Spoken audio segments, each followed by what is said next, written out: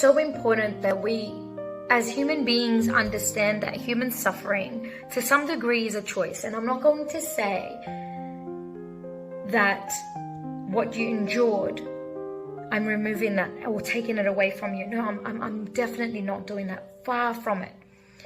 But the human suffering that we suffer in the very now, based on our history, is a choice. We are choosing to experience the history and putting ourselves in the story repetitively and being in that state in the difficult times of what was but not what is. And so it's always been our choice. If you're in an environment right now that is not from your history, or maybe it was invited from your history, and you're in an abusive relationship and you are suffering and you're feeling that suffering, you're consistently discussing your suffering with the people that you love and you're on repeat with what's going on, you're not helping the situation.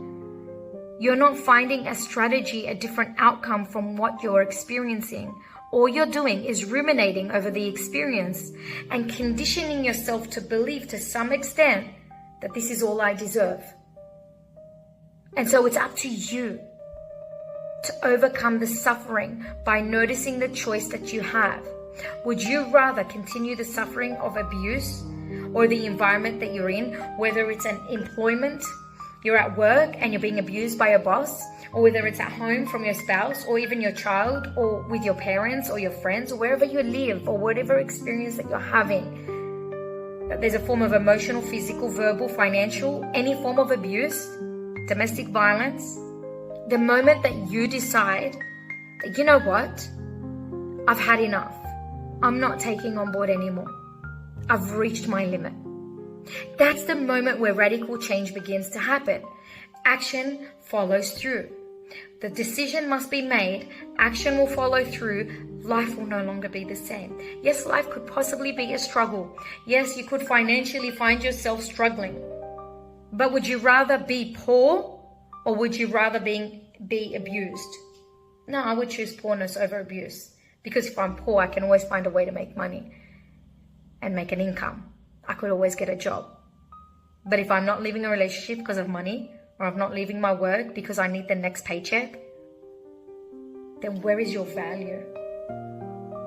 How far down have you dropped your value as a human being? Where do you sit on that radar? The moment you decide to raise your standards, raise your value from down here to up there, you better watch out, because everybody will be speaking. Everyone in your community circle will be saying, who is she? Who is he? I don't know them, they've changed. All that because you've changed your values, your standards.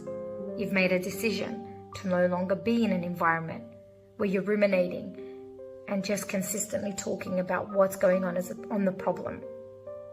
Instead, put an action strategy, write an action plan, an exit plan. What do you want?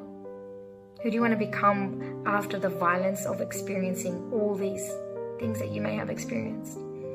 Even if it's something small but you cannot handle it anymore, do you have to wait for something really extreme to happen before you decide right now that no more? Wouldn't you say it's a better idea that while you're in the story, you don't need to wait for another push, another panic attack, another anxiety attack, another hospital stay, because you say to the doctors that you fell down the stairs where you were actually punched in the face? Do you really have to wait for another extremity to happen before you decide that you deserve a lot more better, a better life? You're human. I'm human. We all deserve a chance. No matter where your self-confidence may be right now, that's something you can work on as a skill to build up again. Don't think of that just yet. Think of making a decision today to overcome where you're at, to get to where you truly want. Let it sink in. Decide. How much longer am I going to take? And when will I decide? Now or another event?